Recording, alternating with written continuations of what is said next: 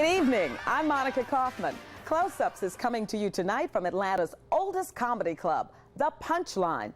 Almost everybody who is anybody in comedy has performed on this stage at one time or another. And my first guest is no exception. Bill Maher started out as a stand-up comic. He's gone on to become a keen political observer and one of the sharpest wits on ABC television, as well as one of the most controversial. His show is called Politically Incorrect, for good reason. Host Bill Maher usually lives up to the name, or down to it, as the case may be. I just remembered, I don't like people. On This Morning, Maher is in Atlanta to interview opinionated locals for a spot on the show as citizen panelists. The conversation turns to an effort by the family of Dr. Martin Luther King Jr. to sell his papers to the Library of Congress. It is a sensitive topic, handled with trademark Maher insensitivity. Look, it's not a race thing. I agree. That King family, they're tough negotiators. They are. Here in Atlanta, they call her Coretta Scott Cha-Ching.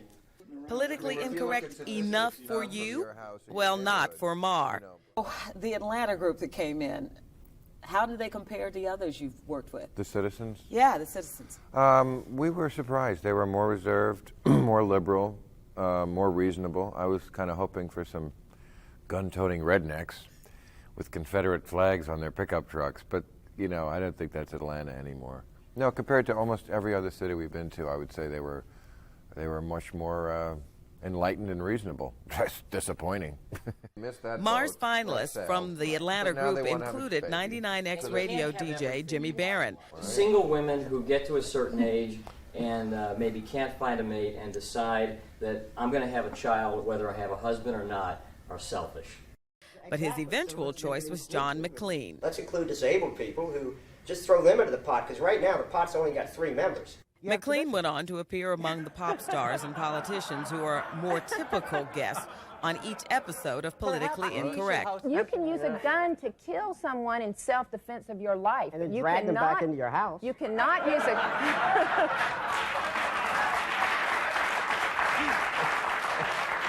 Well, it's what we do in Georgia. I don't know what they do other places. Very funny. Politically Incorrect started on Comedy Central in 1994, where it soon became a cult phenomenon. The idea being to bring together 4 panelists, usually celebrities, to talk about politics and current events, subjects you wouldn't really expect them to know anything about. Yet many consider it the smartest show on TV. What was the goal? Is it entertainment? Yes, always, and still is. It's a television show. If your goal is not entertainment in television, you will quickly not be on television. Not only is Maher still on television, he is very much in demand. After the 1996 elections, Maher began the new year on ABC, where, as promised, he has remained politically incorrect.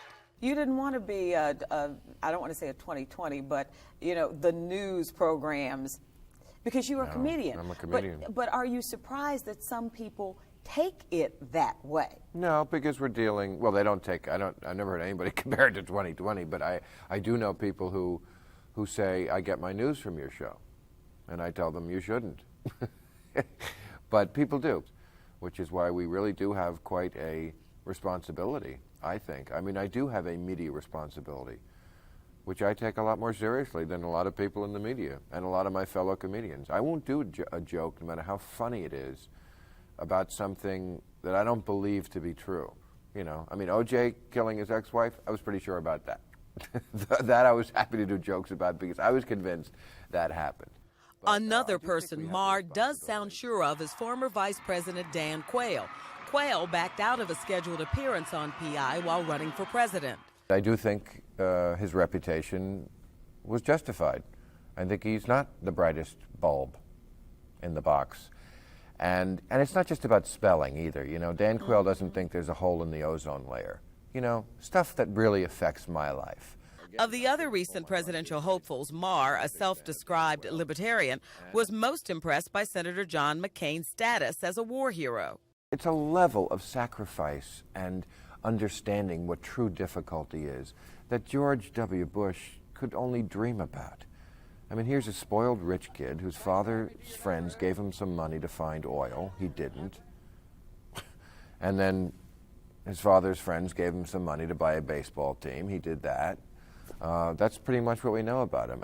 And he doesn't do drugs anymore, and he was a C student. Well, I could say the same about Glenn Campbell. You know, I'm not going to vote for him. And Mr. Gore? Gore? Oh, I'm sure he's, I don't know what the problem is with Gore. Maher laughs at Gore's attempts to be perceived as a so-called alpha male, something that seems to beg unwanted comparisons to Bill Clinton. No one remembers the dress? Bill Clinton, hello? Yes, we remember the dress. We remember the dress.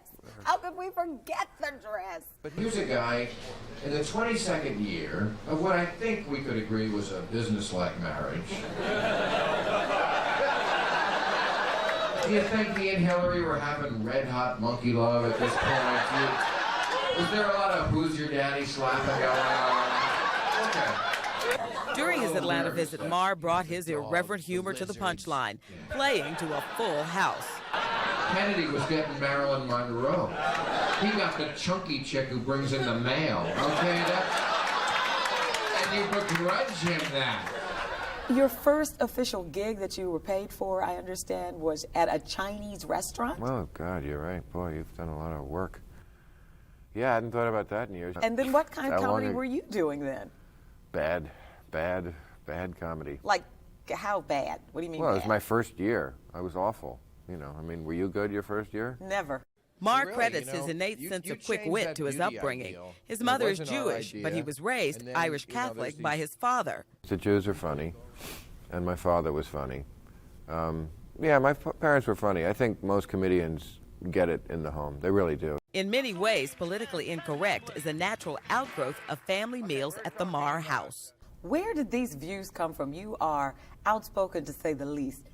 I guess I always was interested. Our family was. You know, we talked about things at the table and stuff like that. So, but I did develop a divergent point of view, I think, from what my father was. My father was a dyed-in-the-wool, classic, liberal, bleeding heart Kennedy Democrat.